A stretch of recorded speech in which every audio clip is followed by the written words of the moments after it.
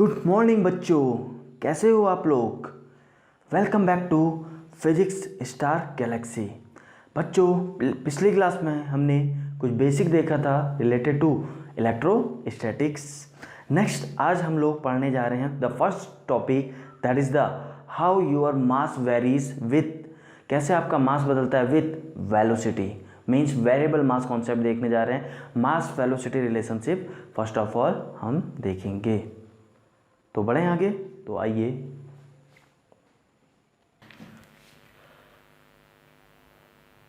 Velocity, mass relationship.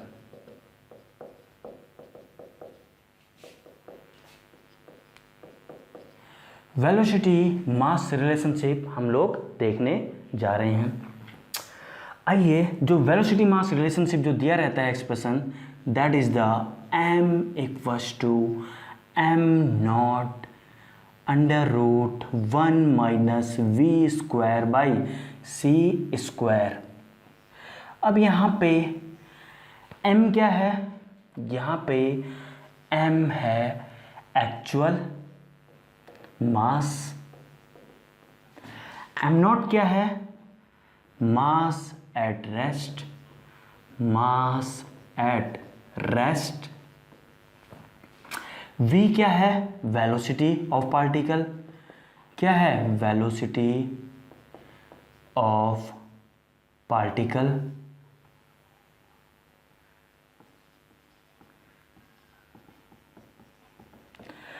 c क्या है, velocity of किसकी, वेलोसिटी ऑफ लाइट।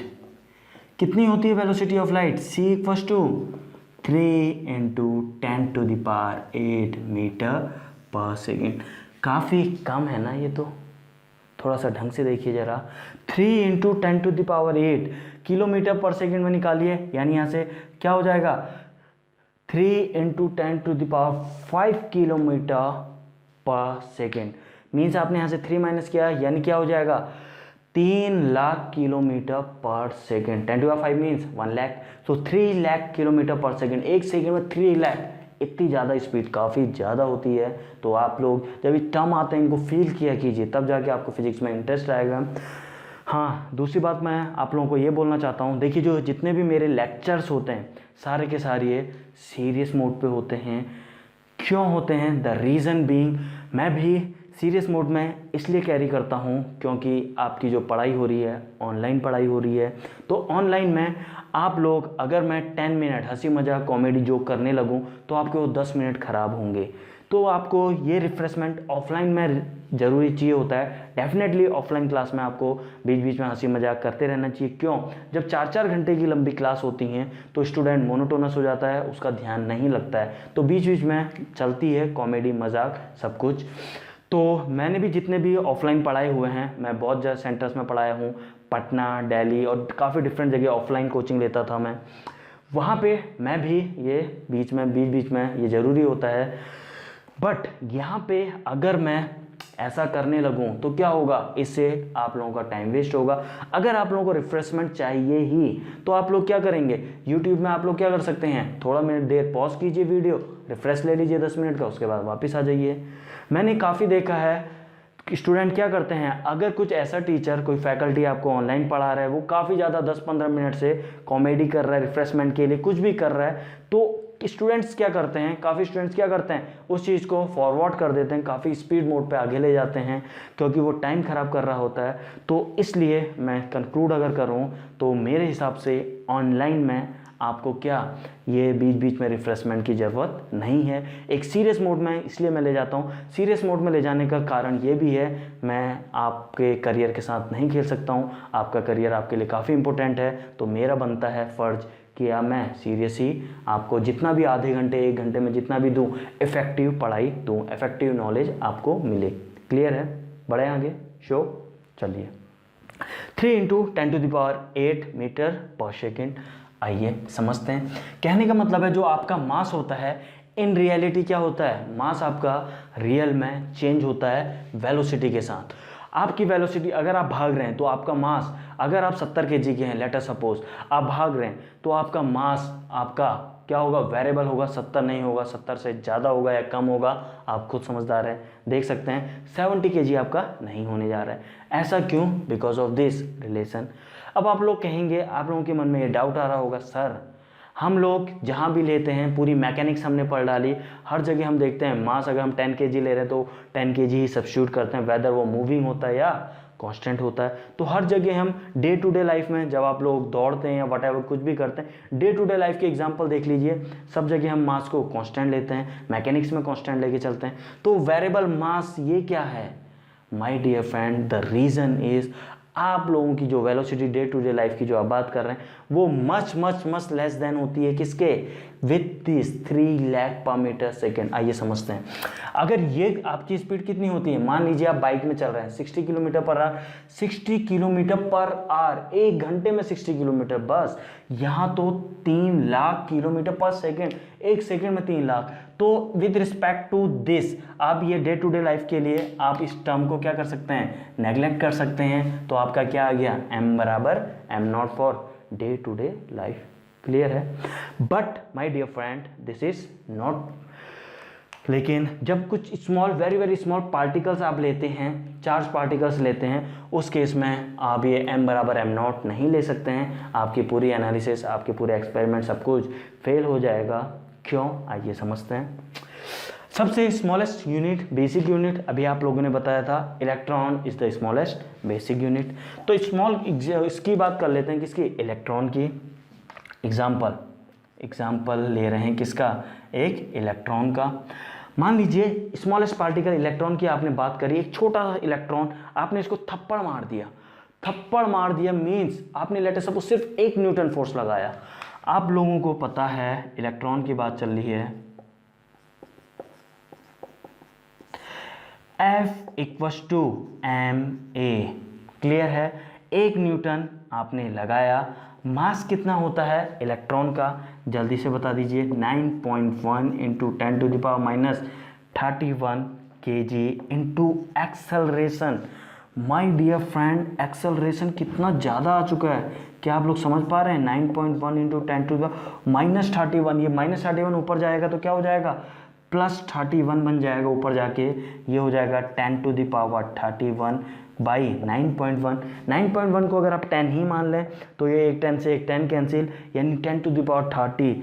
यानी एक्सेलरेशन जो आपका है, जो ये एक्सेलरेशन आपका है, ये काफ़ी ज़्यादा है। जब किसी बॉडी में एक्सेलरेशन काफ़ी ज़्यादा है तो डेफिनेटली उसकी वेलोसिटी ज़्यादा होगी। क्यों होगी?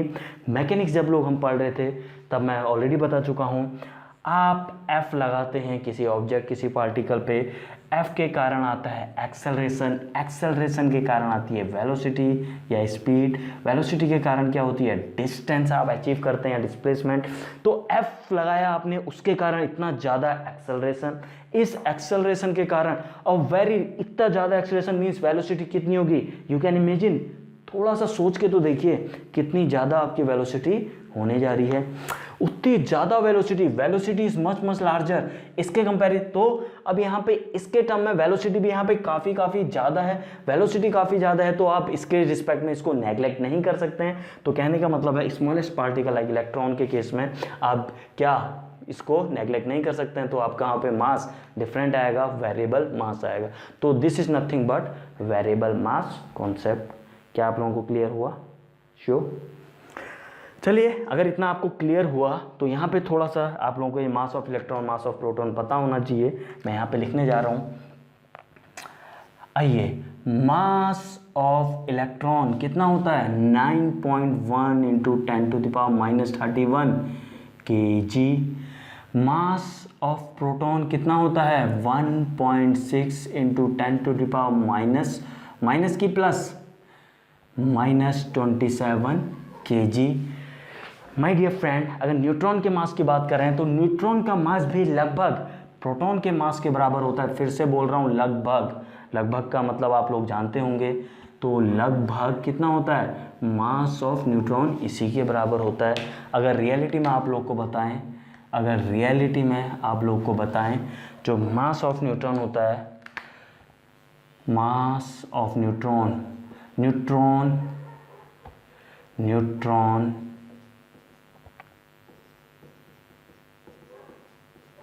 is little heavier, मास आपका जो न्यूट्रॉन होता है वो लिटिल आपका हैवी होता है। बात समझ में आ रही है? तो ये था वेरिएबल मास कॉन्सेप्ट। अब यहाँ पे वेलोसिटी के साथ मास तो आपका चेंज हो रहा है, दिख रहा है, तो लेकिन आपका जो चार्ज होता है, चार्ज आपके वेलोसिटी पे डिपेंड नहीं करता है। Charge is independent of velocity. Note करके लिखवा देता हूँ, नोट,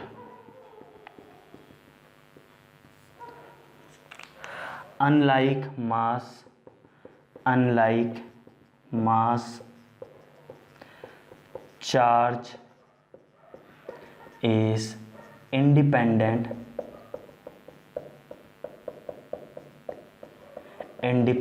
किसके?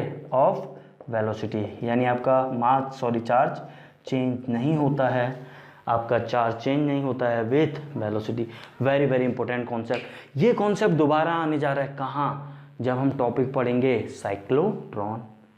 अगर आप लोग सीरियस हैं अपने करियर के प्रति, अगर आप क्लास 12th में हैं, तो आप लोगों को पता होना चाहिए जो मैंने अभी टॉपिक बोला साइक्लोट्रॉन, वो आपके आउट ऑफ सिलेबस हो चुका है। अब आपको क्लास 12 CBSE के लिए आपको पढ़ने की ज़रूरत नहीं है साइक्लोट्रॉन टॉपिक, बट हम लोग उसको कवर करेंगे for IIT JEE mains plus advance plus NET plus other competitive examination. क्या आप मेरी बात समझ रहे हैं? तो आइए इतना जल्दी से नोट डाउन कर लीजिए। ये बच्चों, नेक्स्ट हम लोग देखने जा रहे हैं एक सिंपल सा न्यूमेरिकल, एक सिंपल सा क्वेश्चन।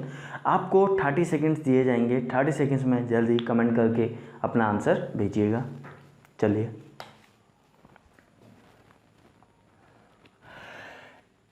आपसे पूछा जा रहा है, ध्यान से देखिए, find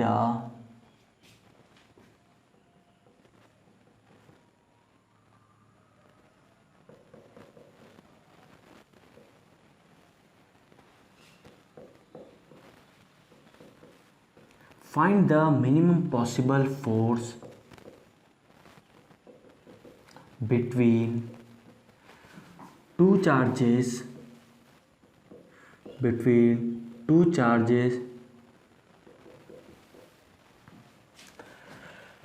that are separated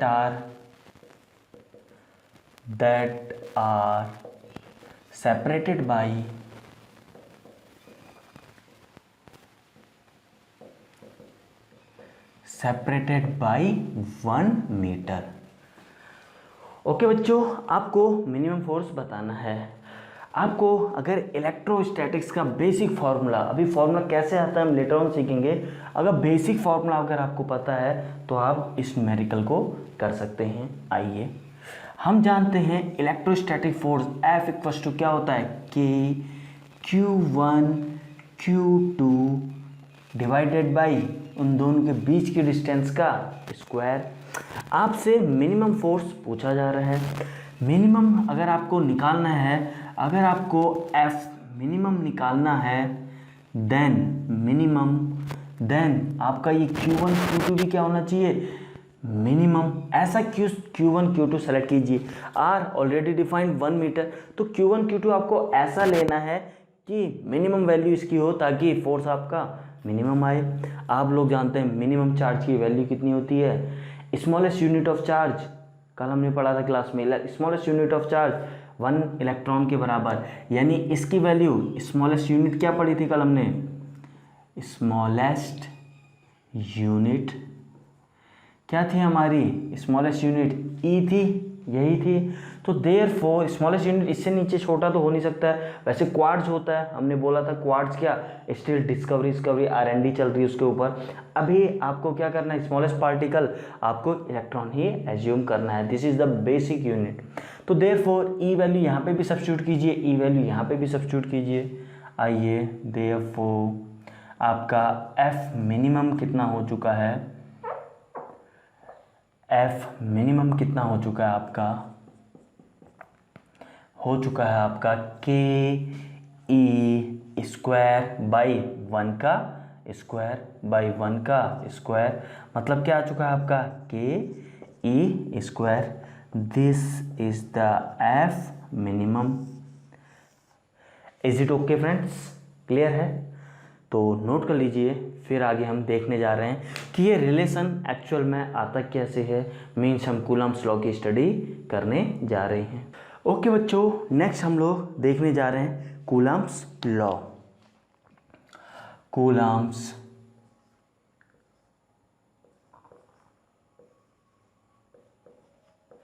Coulomb's law. What is your Coulomb's law? आइए समझते हैं आपका कूलम्ब्स लॉ क्या है। देखिए सबसे पहले Coulomb's law, it is related with electrostatics. Electrostatics means आप फोर्स की बात करने जा रहे हैं बिटवीन द डिफरेंट चार्जेस। आप दो चार्जेस के बीच में फोर्स की बात करने जा रहे हैं। तो आइए कंसिडर कर लेते हैं दो charges. This is the first charge, this is the first charge जिसका नाम है, जिसका मास है m एंड चार्ज है इसमें q1। And this is the second charge जिसका मास अगेन m, चार्ज है q2। बात समझ में आ रही है? देखिए ये हमने मास सेम सेम लिया, ऐसा क्यों? ये हमने नहीं, फर्स्ट टाइम जब इस पर रिसर्च चल रही थी, साइंटिस्ट रिसर्च कर रहे थे, तो उन्होंने सेम मास लिया था विद डिफरेंट चार्जेस। बात आपको समझ में आ रही है? तो उन्होंने यहाँ से एक्सपेरिमेंट कुछ परफॉर्म किए, वहाँ से कुछ ऑब्जर्वेशंस देखे। तो हम देखने जा रहे हैं ऑब्जर्वेशंस फ्रॉम एक्सपेरिमेंट।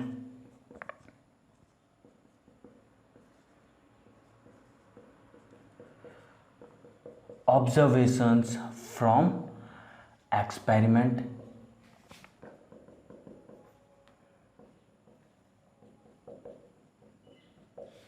क्या क्या ऑब्जर्वेशंस देखे उन लोगों ने? द फर्स्ट ऑब्जर्वेशन जो उन्होंने देखा, उन्होंने दोनों को पॉजिटिव नेचर जब लिया था चार्जेस का, उन्होंने देखा दोनों फोर्सेस आपके अपोजिट डायरेक्शन में लग रहे हैं। दोनों फोर्सेस आपके अपोजिट डायरेक्शन में लग रहे हैं। Acts both forces acts in opposite direction. अब उन्होंने ये चीज डिफरेंट चार्जेस यानी अनलाइक चार्ज लेके देखा, एक को प्लस लिया एक को माइनस लिया।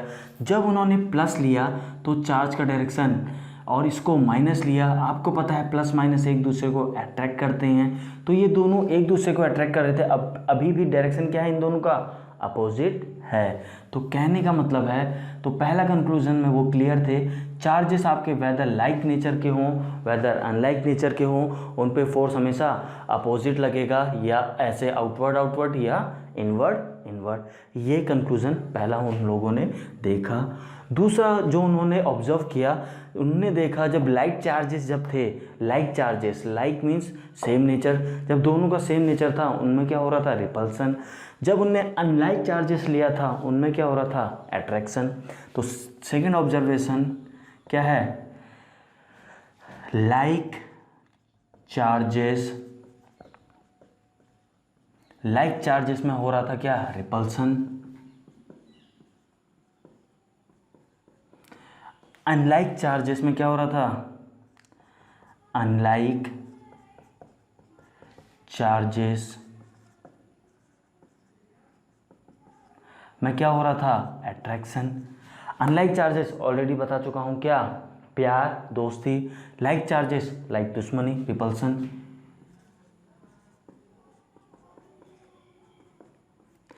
क्लियर है? इसके अलावा और उन लोगों ने क्या ऑब्जर्व किया था? उन्होंने देखा क्या क्या, उन्होंने इसमें से, इन दोनों में से एक को स्टॉप किया, एक चार्ज को पकड़ के रखा, स्टॉप किया Q1 को, देखा कि Q2 विथ सेम एक्सेलरेशन आपका मूव कर रहा है। नाउ उनने Q2 को स्टॉप किया, देखा Q1 सेम एक्सेलरेशन से मूव कर रहा है, तो उन्होंने ये देखा कि दोनों सेम एक्सेलरेशन से मूव कर रहे हैं। Q1 स्टॉप्ड, Q1 को स्टॉप किया गया, क्या हुआ? Q2 move with same acceleration. Now Q2 को स्टॉप किया गया, Q2 स्टॉप्ड, क्या हुआ, Q1 moves with same acceleration.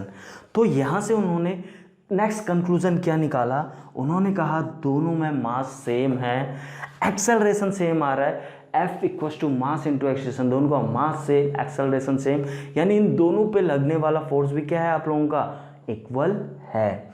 तो उन्होंने बोल दिया F1 पे लगने वाला force due to 2 is equal to F2 पे लगने वाला फोर्स इक्वल टू 1। ये कंक्लूजन निकाला उन्होंने, क्लियर है। ये क्या है, Q1, तो फोर्स जो लग रहा है दिस इज योर F1 पे लग रहा है due to charge 2, this is F2 पे लग रहा है ड्यू टू 1। बात समझ में आ रही है। तो कहने का मतलब है मैग्नीट्यूड सेम, डायरेक्शन अपोजिट, और तीसरा उन्होंने, और ये फोर्स क्या लग रहा है, डिफरेंट बॉडीज में एक्ट कर रहा है, क्लियर है। अगला conclusion, okay, fourth, acting this force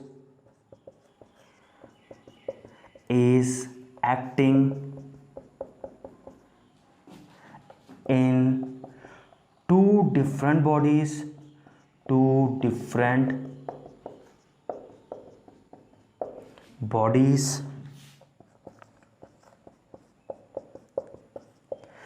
अब देखिए दो डिफरेंट बॉडी में लग रहा है, मैग्नीट्यूड सेम है, डायरेक्शन अपोजिट डायरेक्शन है, तो दीज आर, यानी 1, 3 एंड 4 से हम एक कंक्लूजन निकाल सकते हैं। वो क्या, आइए देखिए, वो कंक्लूजन मैं यहाँ पे लिखने जा रहा हूँ। क्या 1, 3 एंड 4 से हम बोल सकते हैं कि ये जो आपका फोर्स है, इलेक्ट्रोस्टैटिक फोर्स जो लग रहा है, this is a action reaction force. Action reaction force means Newton's third law. Newton's third law क्या है, there is action equals to opposite reaction. बात समझ में आ रही है, action reaction law, Newton third law. बात समझ में आ रही है। तो हमने पिछली मैकेनिक्स जब हम पढ़ रहे थे, specially work energy power and NLM में हमने ये स्पेशली डिस्कस किया था। अगर फोर्स दो डिफरेंट बॉडी में लग रहे हैं, direction opposite and magnitude equal, उन फोर्सेस को हम क्या बोलते हैं, एक्शन रिएक्शन पेयर बोलते हैं। तो इलेक्ट्रोस्टैटिक फोर्स, तो फ्रॉम 1, 3 एंड 4 हम क्या बोल सकते हैं, देयरफॉर फ्रॉम 1, 3, फ्रॉम 1 to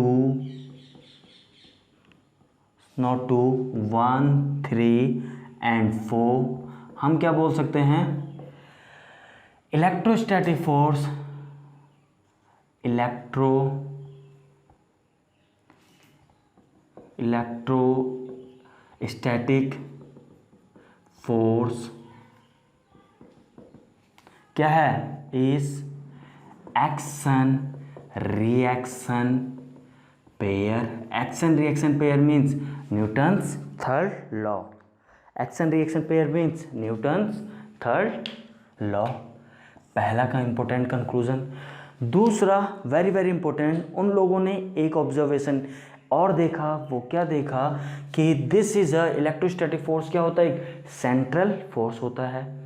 अब काफ़ी बार आपसे पूछ लिया जाता है, आपके इंटरव्यूज, आपके वाइवा वगैरह में पूछ लिया जाता है, what do you mean by central force.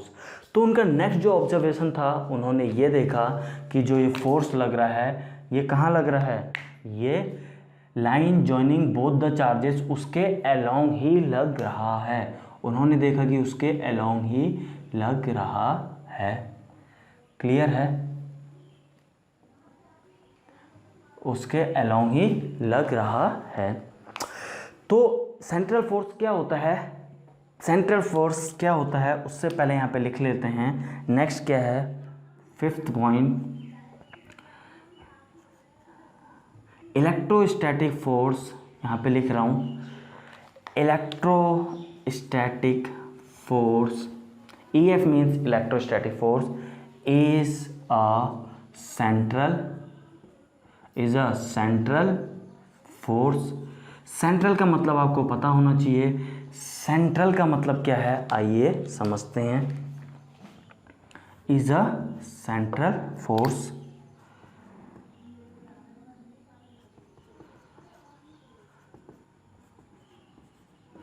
Central force का मतलब है, दो कंडीशन है, आप किसी फोर्स को सेंट्रल फोर्स कब कहेंगे, first it should be a action reaction pair होना चाहिए, दूसरा ये लगना चाहिए on the line joining both the charges पे ही अलोंग लगना चाहिए।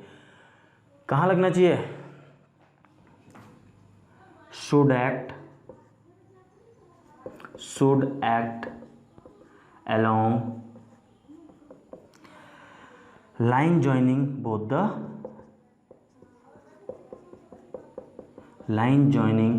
both the charges, दोनों चार्जेस को इसके अलोंग अगर क्लियर है तो कहने का मतलब ये है, दो इंपॉर्टेंट कंक्लूजन यहां से निकले। इलेक्ट्रोस्टैटिक फोर्स क्या है, एक क्या है, इलेक्ट्रोस्टैटिक फोर्स क्या है आपका, सेंट्रल फोर्स है नंबर 1, नंबर 2 इलेक्ट्रोस्टैटिक फोर्स क्या है, एक एक्शन रिएक्शन पेयर है। सारे के सारे फोर्सेस के पेयर एक्शन रिएक्शन नहीं होते हैं। पिछली क्लास में, नॉट पिछली class, NLM and work energy part जब हम पढ़ रहे थे तब हमने ये डीप में क्लियर किया था विथ वैरायटी ऑफ एग्जाम्पल देख के। तो ये दो इंपॉर्टेंट कंक्लूजन आप लोग को याद रहने चाहिए, action reaction pair and central force. These are the observations. कितने ऑब्जर्वेशंस, 5 ऑब्जर्वेशंस हम देख चुके हैं, इतना नोट कीजिए। फिर हम नेक्स्ट ऑब्जर्वेशन देखने जा रहे हैं। नेक्स्ट ऑब्जर्वेशन हम देखने जा रहे हैं जो ऑब्जर्व किया गया था by your scientist at that time. The 6th observation, उन लोगों ने देखा जो ये फोर्स है, जो ये इलेक्ट्रोस्टैटिक फोर्स है, it is proportional to the magnitude, means दोनों चार्जेस के प्रोडक्ट के प्रपोर्शनल है। ये उन्होंने ऑब्जर्व किया। उन्होंने चार्ज को डबल किया, उन्होंने देखा, एक चार्ज को डबल किया, उन्होंने देखा फोर्स आपके दोनों, ये फोर्स तो आपके इक्वल हैं। तो आइए यहाँ पे लिख रहा हूँ, F12 या 21 का मैग्नीट्यूड जो था वो आपने इसके चार्ज को डबल किया तो ये फोर्स 12 भी डबल हुआ, 21 भी डबल हुआ, क्योंकि दोनों इक्वल हैं। अब आपने इस चार्ज को डबल किया तो इसे डबल किया तो फोर्स आपका, दोनों फोर्स आपके डबल हो गए, घूम फिर के क्या है, फोर्स दोनों इक्वल हैं। तो this was the next observation and the next, यही फोर्स जो था आपका F12 F21, उन्होंने देखा कि ये डिस्टेंस के स्क्वायर के इन्वर्सली प्रोपोर्शनल है। तो इनसे उन्होंने क्या किया, इस प्रोपोर्शनैलिटी कांस्टेंट को हटाने के लिए उन्होंने क्या किया, F12, F21 को क्या, प्रोपोर्शनैलिटी कांस्टेंट को हटाने के लिए उन्होंने एक टर्म इंट्रोड्यूस किया, that is the constant K, which is Q1 Q2 by R square. इस प्रकार आपका ये एक्सप्रेशन आ गया कूलम्ब्स लॉ का। बात समझ में आ रही है, क्लियर है? This is known as Coulomb's law. Very very simple relation, very very important, acts between दो बॉडीज, दो चार्जेस के बीच में एक्ट करता है। बात इतनी क्लियर है आप लोगों को? आइए अब यहाँ पे K क्या है, K क्या है, K नथिंग बट एक कांस्टेंट है जिसकी कितनी वैल्यू होती है और किस किस फैक्टर पे डिपेंड करता है, epsilon not, permittivity of free space. तो डिफरेंट टाइप हम अभी बात करेंगे थोड़ा देर में। इतना आप लोगों को क्लियर है? ओके, आइए नेक्स्ट एक इम्पोर्टेंट नोट, नेक्स्ट एक इम्पोर्टेंट नोट, क्या नोट,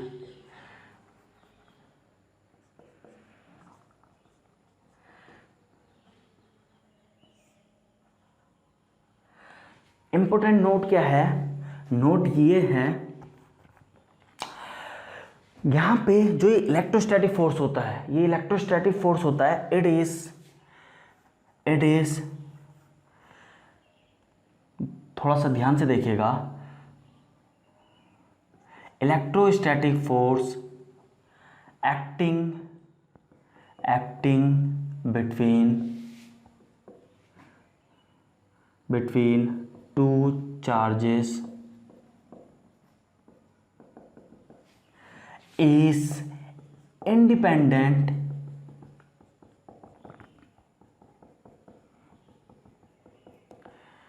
of third charge।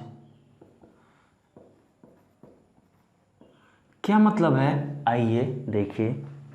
मतलब ये है, आपके पास एक चार्ज है Q1, सेकंड चार्ज है Q2। लेट अस सपोज ये प्लस Q1 है एंड ये माइनस Q2 है। प्लस माइनस दोनों के बीच में क्या होगा, एट्रैक्शन। दोनों के बीच में क्या होगा, एट्रैक्शन। क्या होगा, एट्रैक्शन, नो डाउट। अब देखिए इन दोनों के बीच में जो फोर्स लग रहा है F12 और F21, कुछ भी बोल लीजिए, इट इज इंडिपेंडेंट ऑफ कोई थर्ड चार्ज स्पेस में है, तो इनके बीच में इनके फोर्स के मैग्नीट्यूड एंड डायरेक्शन में कोई फर्क नहीं पड़ने वाला है। बात समझ में आ रही है? आइए समझते हैं। लेट अस सपोज एक थर्ड चार्ज है Q3, मान लेते हैं इसका नेचर माइनस है, माइनस Q3। अब आपको पता है Q1 पे, अब आपको पता है इन दोनों पे क्या होगा, अगेन प्लस माइनस, तो क्या होगा, ये इस डायरेक्शन में, ये इस डायरेक्शन में एक दूसरे को क्या कर रहे हैं। क्या इतनी बात आप लोगों को समझ में आ पा रही है?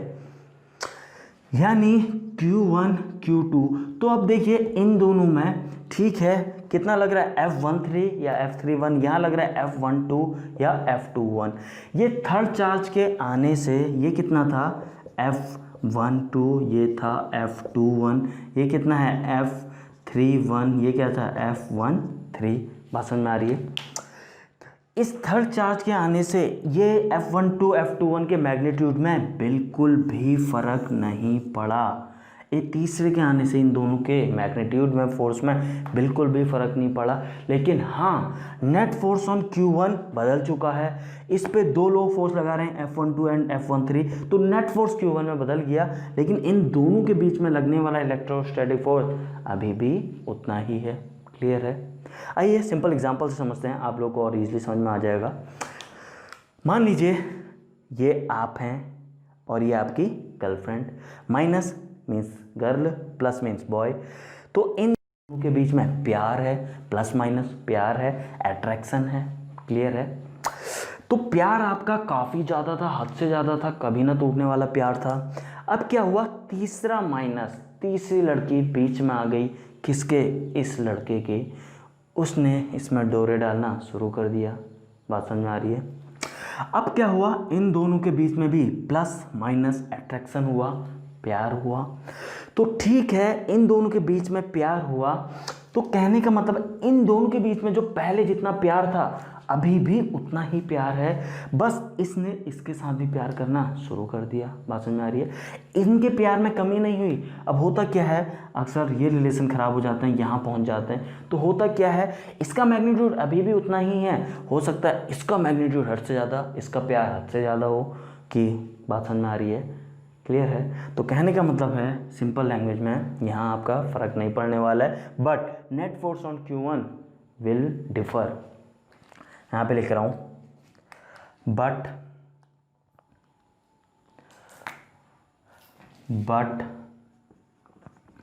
Net force on Q1 will change, Q1 will change. Net force Q1 में लगने वाला फोर्स को क्या होगा, चेंज होगा। क्या इतनी बात आप लोगों को समझ में आई? नोट कर लीजिए। ओके गाइस, तो हमने क्या देखा, आपका कूलम्ब्स लॉ के अकॉर्डिंग कितना होता है force, F equals to K Q1 Q2 by R square, यही होता है इलेक्ट्रोस्टैटिक फोर्स। अब आइए स्टडी कर लेते हैं व्हाट इज यूर K, जहाँ पे एक कांस्टेंट है जिसकी वैल्यू होती है 9 × 10⁻⁹। यूनिट क्या होगी, K की यूनिट न्यूटन मीटर स्क्वायर। यहाँ से देखिए K की यूनिट न्यूटन मीटर स्क्वायर पर coulomb square. This is the value of के। के की अगर आप देखें एक्सप्रेशन, अगर आप के का देखें, के का एक्सप्रेशन क्या होता है 1/4 पाई एप्सिलॉन नॉट। अभी हमने के फैक्टर कंसिडर किया, के फैक्टर में एक एप्सिलॉन नॉट टर्म है। ये एप्सिलॉन नॉट टर्म क्या है, आइए थोड़ा सा समझते हैं।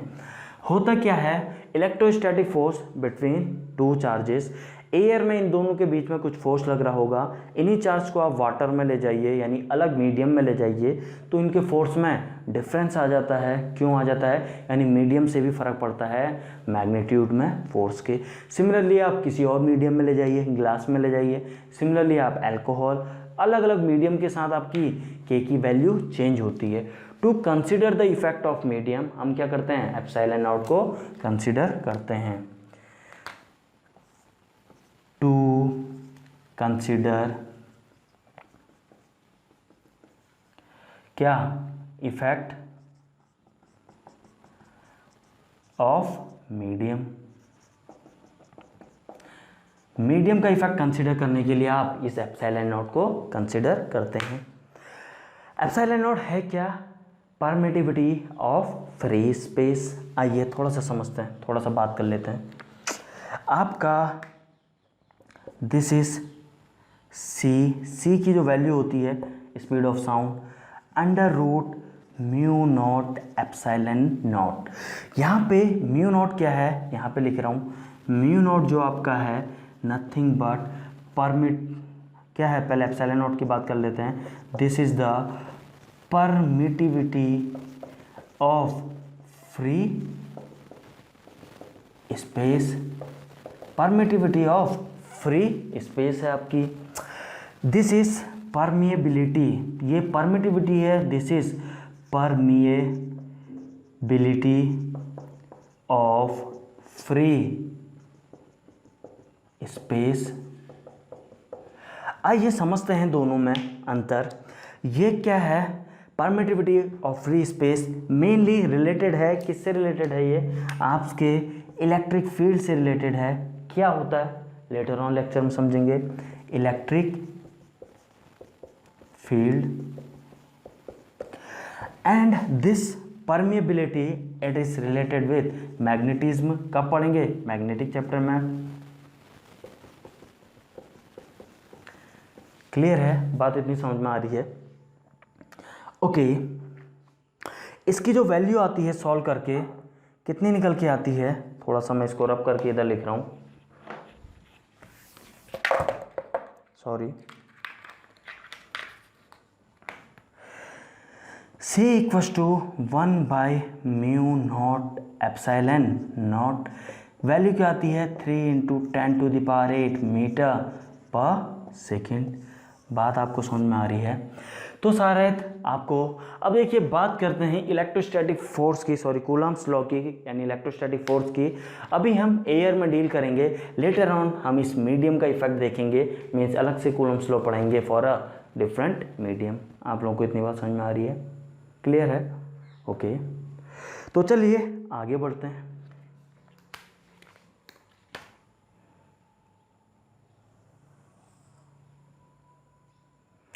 चलिए नेक्स्ट थोड़ा सा ये देख लेते हैं। आप लोगों ने देखा होगा मैकेनिक्स में ज़्यादातर आप लोग क्या करते हैं, मोमेंटम आप कंजर्व करा लेते हैं कभी भी। तो what is the condition for momentum conservation. आप ब्लाइंडली कभी भी मोमेंटम कंजर्व नहीं करा सकते हो, उसके लिए एक पर्टिकुलर कंडीशन है। वो क्या है, आइए समझते हैं।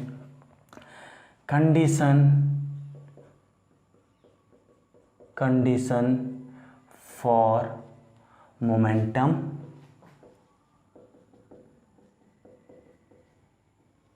कंजर्वेशन।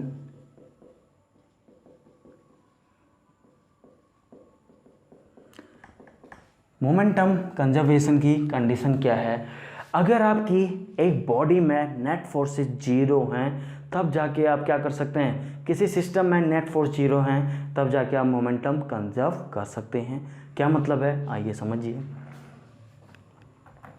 अगर आपका net force F net zero है, नेट फोर्स जीरो है, एम्प्लाइज एम्प्लाइज क्या है आपका मोमेंटम। आइए समझते हैं। आपको पता है F क्या होता है, F क्या होता है D P by D T, means rate of change of momentum. आपको पता है नेट फोर्स जीरो है, तो नेट फोर्स जीरो है यानी मोमेंटम यहाँ पे जीरो डाले, zero into D T zero, यानी P आपका कांस्टेंट आ गया। इम्प्लाइज मोमेंटम आपका क्या आ गया है, कांस्टेंट आ गया है। मोमेंटम कांस्टेंट आ गया है तो इसीलिए तो बोला जाता है क्या, implies momentum conserved, momentum conserved. Momentum conserve मतलब आप लोग ये इक्वेशन लगा सकते हैं m1v1 बराबर m2v2। p बराबर क्या होता है m1 m into we. Momentum क्या होता है product of mass into velocity. बात समझ में आ रही है। अभी कैसे, आइए एक एग्जांपल से समझते हैं, एक एग्जांपल से समझते हैं। एग्जांपल, लेट अस सपोज ये दो चार्ज हैं, ये दो चार्ज हैं, इसका मास है मान लीजिए 3 kg, इसका मास है 5 kg। लाइक चार्जेस हैं तो अपोजिट डायरेक्शन में। लेट अस सपोज ये भाग रहा है 2 मीटर पर सेकेंड। आपसे पूछा जा रहा है ये v बता दीजिए, आपसे पूछा जा रहा है क्या v बता दीजिए। अब आप लोगों को पता है ये क्या लग रहा है इन दोनों के बीच में, इन दोनों के बीच में लग रहा है इलेक्ट्रोस्टैटिक फोर्स। इलेक्ट्रोस्टैटिक फोर्स क्या है, एक्शन रिएक्शन पेयर, मीन्स दोनों अपोजिट डायरेक्शन में एंड मैग्नीट्यूड इक्वल। तो net force magnitude direction opposite है तो नेट कैंसिल हो जाएंगे, नेट कैंसिल हो जाएंगे तो नेट फोर्स कितना आएगा, जीरो आएगा। तो कहने का मतलब है ये पूरे के पूरे सिस्टम की अगर हम बात करें तो net force zero implies momentum conserved. तो मोमेंटम कंजर्व्ड है तो हम क्या लिख सकते हैं m1v1 बराबर m2v2। m1 कितना है 3, v1 कितना है 2, m2 कितना है 5, v कितना है v। तो कितना आ गई आपकी वेलोसिटी, वेलोसिटी आपकी आ गई 6/5 मीटर पर सेकेंड। क्या आप लोगों को इतनी बात समझ में आई।